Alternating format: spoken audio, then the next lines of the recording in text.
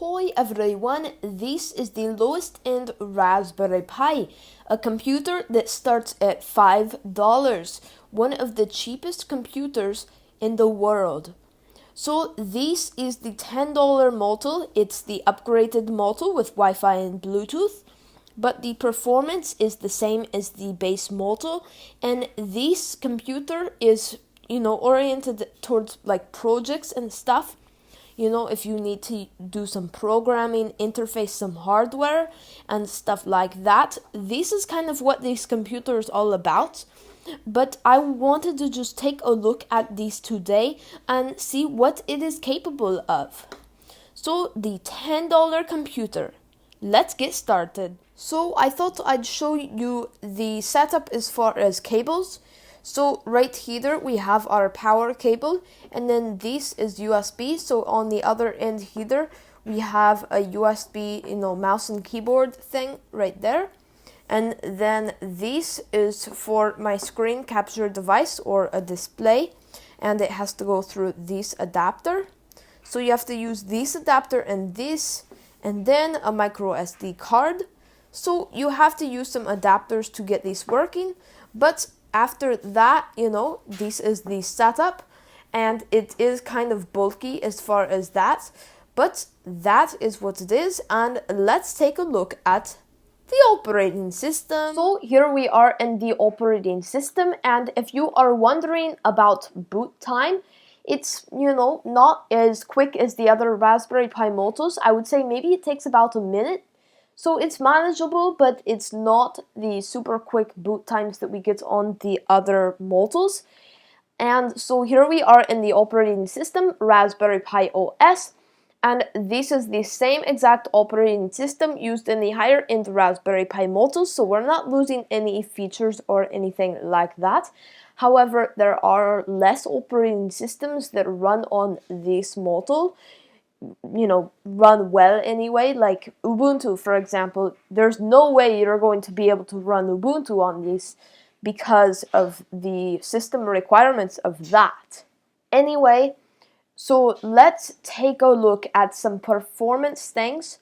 So if we go here, I have this lightweight word processor. And so this is lighter than LibreOffice. It's actually included in Ubuntu. So let's just open these up, and I'm not cutting this out, I'm just wanting to show you how long it takes. So it's definitely not, a high-end computer. It's got 0.5 GB of RAM and a 1 GHz single core processor. So here we have this right here, and once, this is loaded, it runs pretty quick. Also, the load time of applications depends on the speed of your micro SD card. This one is kind of wearing out, so it's not as fast as you'd get on a good card. So if we close that down right there, I want to show you how slow the web browsing is. This is extremely slow, or anything that takes, quite a bit of CPU power. Web browsing takes a lot more power than word processing. So I just want to see, how long this will take, and I am going to cut these out because it takes a long time to load. Okay, that wasn't as bad as I thought, but we have it loaded up here, and the main thing, you can get into the web browser, but how fast does it actually perform when you're doing stuff? Well, it's pretty bad. So let's head over to my blog. And if you're new here, you should check that out. Although I haven't been doing lots of posting lately, I said I was going to start doing it more. Anyway, this is the kind of speed here, and we can talk a little bit about it while this is loading up, because I want, you to get a feel of the speed on this, of the page loading.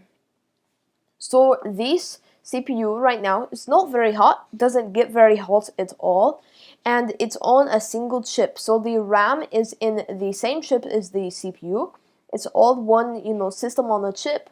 And then we have this little camera connector on it as well.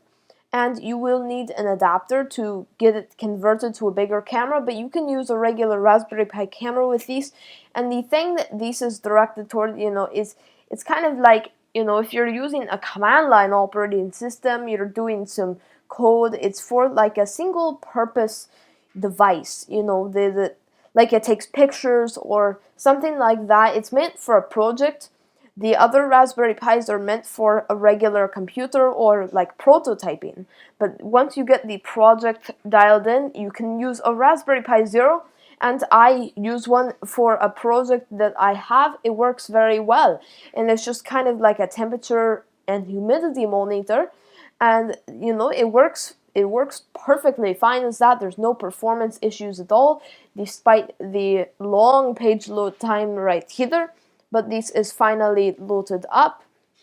And so, it does run this stuff, which is really impressive for such a cheap computer, but it does not run it well. This is very poor performance right here. So if we close that out, what else can this do? Well, we can go to programming. We can go to the Tiny Python IDE or something like that, and we can program in there. Or we can run these headless. I know that's kind of a big use for this. You can run it headless and you can remotely log in or something like that. If you're running these, I would recommend running, a desktop environment without a GUI. So like a command line interface, like Raspberry Pi OS Lite. And so that will run a lot better on these, because say we take a look at some RAM usage right here. Task Manager, and we can see RAM usage is kind of high. It's not high as the other Raspberry Pis just idling like these, but it is using quite a bit of RAM, leaving a little amount for other tasks. So if we had a command line interface, then that would be better for sure.